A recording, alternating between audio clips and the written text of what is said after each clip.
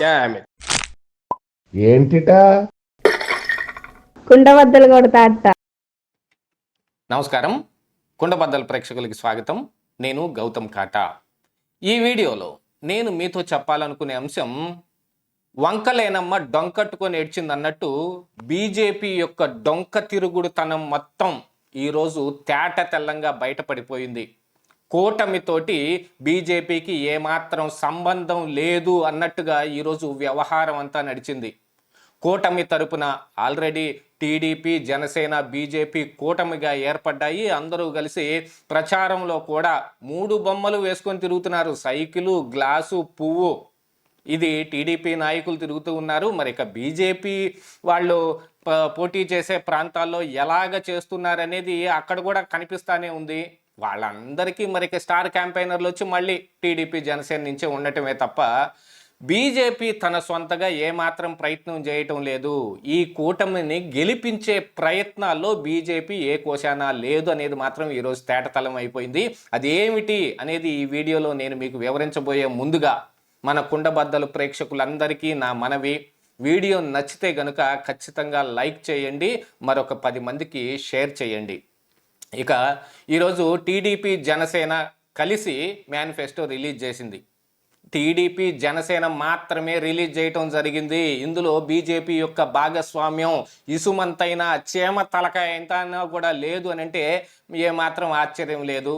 పేరుకి స్టేజీ మీద బీజేపీ ప్రతినిధి ఒకళ్ళు ఉన్నారు అన్న పేరుకే కానీ ఈ మేనిఫెస్టోతో మాకేం సంబంధం లేదన్నట్టుగా అటు తిరిగి కూర్చొని ఉన్నట్టు, అదేదో సినిమాలో బస్సులో వెళ్తూ నా పలానా ఊరికి ఒక టికెట్టు, అతనెవరో నాకు తెలియదు అని చెప్పినట్టుగా ఆయన కూర్చొని ఉన్నాడు. దాంతో పాటుగా ఆయన మరొక విషయం కూడా స్పష్టంగా చెప్పాడు, ఈ మేనిఫెస్టోతో మాకేం సంబంధం లేదని. ఎందుకంటే బీజేపీ తరపున మేము అసలు నేషనల్ వైడ్గా ఒక మేనిఫెస్టో రిలీజ్ చేయడం జరిగింది. అందుకని ప్రత్యేకంగా మేము ఇప్పుడు ఏం మేనిఫెస్టో రిలీజ్ చేయడం లేదు. నేను ఇక్కడ ఉన్నాను అని అంటే దాన్ని ఒప్పుకున్నాను అని అర్థమే అని చెప్తూ ఉన్నాడు. రేపటికి ఎలాగైనా మాట మార్చేయచ్చు. ఏముంది, నరం లేని నాలిక ఎటైనా తిరిగిపోతుంది. మొదట్లో ప్రత్యేక హోదా ఇస్తానని చెప్పి అసలు అబ్బెబ్బే ప్రత్యేక హోదా ఎక్కడ లేదు, అది ముగిసిపోయిన అధ్యాయం, ప్రత్యేక ప్యాకేజీ అని మడత పెట్టేసేయలేదు. అసలు ప్రత్యేక హోదా ఇన్ని సంవత్సరాలు కుదరదు, అసలు ఇన్ని సంవత్సరాలు ఇచ్చి తీరాల్సిందే అని మొదట లేవనెత్తిందే బీజేపీ నాయకులు.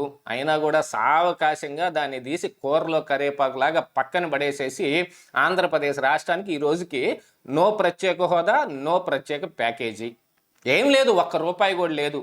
అప్పుడెప్పుడో 2014-15 సంవత్సరానికి గాను మనకున్న లోటుని పూడ్చడానికి మొన్న మధ్యన జగన్మోహన్ రెడ్డి పాపం ఇబ్బంది పడుతున్నాడని ఒక 10,000 కోట్లు రిలీజ్ చేశారు. అదొక్కటి తప్ప మరి ఇంకేమీ లేదు. జగన్మోహన్ రెడ్డి ఇచ్చిన తర్వాత అయితే పోలవరానికి నిధులు కూడా లేవు. ఇక రైల్వే జోను అని అంటే వాళ్ళు వీళ్ళు కలిసి ఆడుతున్న ఒక పెద్ద నాటకమే. వాళ్ళు ఇచ్చినట్టే ఇస్తారు, ఇతను మాత్రం తీసుకోనట్టుగా ఒక నాటకం వేస్తాడు. అక్కడ కేటాయించిన భూములకి అది సరిపడదు, ఇక్కడ పెట్టడం కుదరదని వాళ్ళు చెబుతారు. మరి మా ఆయనేమో మార్చిచ్చే ప్రయత్నం చేయడు జగన్మోహన్ రెడ్డి.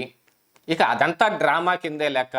అసలు బీజేపీ, ఈ టీడీపీ, జనసేన కూటమితో కలిసినప్పటికీ అటు జగన్మోహన్ రెడ్డికి ఖచ్చితంగా గెలుపు కోసం ప్రయత్నం చేస్తూ ఉన్నారు అని నాబోటి వాళ్ళందరూ నెత్తి నోరు బాదుకొని నెలల తరబడి వీడియోలు పెడుతూ ఉన్నా కూడా కూటమి అభ్యర్థులు మమ్మల్ని తిట్టడం తప్ప వేరే ఏం కనిపించడం లేదు. ఈ రోజుకి తెలిసిపోయింది, అసలు మేనిఫెస్టో రిలీజ్లో బీజేపీ పాత్ర ఇసుమంతైనా కూడా లేదు.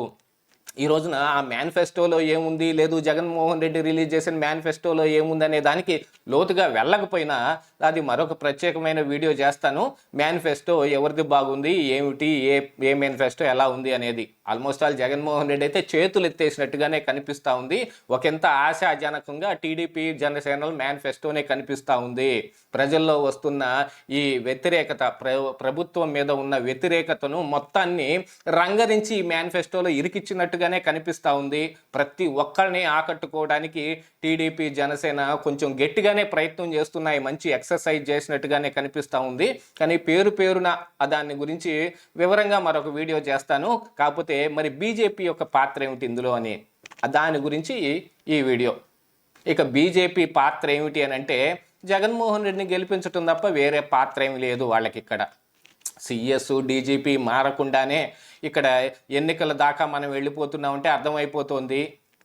కోర్టులో జనసేనకే గాజు గ్లాసు గుర్తు లభించాలి అని చెప్పినప్పటికీ వాళ్ళు పోటీ చేసే స్థానాల్లో మాత్రం వాళ్ళకి కేటాయించి మిగతా 50-60 చోట్ల గాజు గ్లాసుని ఇండిపెండెంట్లకో మరేదో చిన్న చితక పార్టీలకో, ఇందులో వైఎస్ఆర్ కాంగ్రెస్ పార్టీ కూడా ఒక పెద్ద డ్రామా ఆడి కొంతమందిని ఇండిపెండెంట్లుగా నిలబెట్టి వాళ్ళకి గాజు గ్లాసు వచ్చేటట్టుగా ప్రయత్నాలు చేసో వీటన్నిటి మీద ఒక పెద్ద చర్చ నడిచింది నిన్న సాయంత్రం వరకు. తెల్లారికి గాజు గ్లాసుని 50-60 చోట్ల కేటాయించడం కూడా జరిగింది. ఈవెన్ చిలకలూరిపేటలో నేను నామినేషన్ వేశాను, ఆ వేసిన దగ్గర కూడా గాజు గ్లాసుని నవతరం పార్టీకి ఇచ్చారు. మంగళగిరిలో కూడా నవతరం పార్టీకి గాజు గ్లాస్ ఇవ్వటం జరిగింది. మరి వాళ్ళు ఏ ఉద్దేశంతో తీసుకున్నారో అది తర్వాత సంగతి.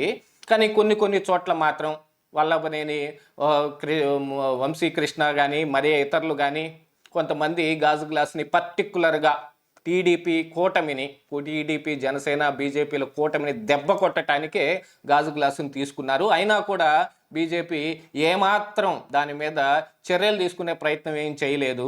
ఇంకా కాకపోతే రూల్స్ అండ్ రెగ్యులేషన్స్ చెబుతారు, మరి ఇంకేదైనా చేయొచ్చు. అసలు నామినేషన్ల పర్వంలోనే ఈ రిటర్నింగ్ ఆఫీసర్లని ముందుగానే జగన్మోహన్ రెడ్డి ఏరి కోరి తీసుకొచ్చి అక్కడ పెట్టి ఆర్డీఓల ప్లేసుల్లో పెట్టి రిటర్నింగ్ ఆఫీసర్లుగా వాళ్ళే వస్తారు కాబట్టి వాళ్ళ ద్వారా ఈ కొడాలి నాని కానీ బుగ్గన రాజేంద్రనాథ్ రెడ్డి కానీ ఇట్లా ఇత్యాదులు వాళ్ళందరి ఈ అఫిడవిట్లో తప్పులు తడకలుగా ఉన్నా కానీ ఎటువంటి ఖాళీలు ఉన్నా కానీ ఆమోదించి అవతల పడేశారు. మాలాంటి వాళ్ళమైతే ఏదో 2 నిమిషాలు లేట్ అయ్యామనో ఇంకొకటనో ఏదో ఒకటి సాగు చెప్పి అసలు అప్లికేషన్ రిజెక్ట్ చేయడానికే ప్రయత్నం చేసిన పరిస్థితులు కూడా చాలా ఉన్నాయి. చాలామంది అలా రిజెక్ట్ కూడా అయ్యాయి. అయినా కూడా మరి కొడాలి నాని అప్లికేషన్ మీద ఆమె కన్నెత్తి పైకి చూడకుండా సంతకం పెట్టేసింది ఆ రిటర్నింగ్ ఆఫీసరు. ఇవన్నీ జరుగుతున్నా కూడా బీజేపీ నిమ్మకి నీరెత్తినట్టు కూర్చొని ఉంది అని అంటే మరి ఇంకెందుకు తీసుకున్నారు వాళ్ళు 6 పార్లమెంటు సీట్లు? మొత్తం మళ్ళీ తిరిగి నేను ఇంతకు ముందు చెప్పిన కథే.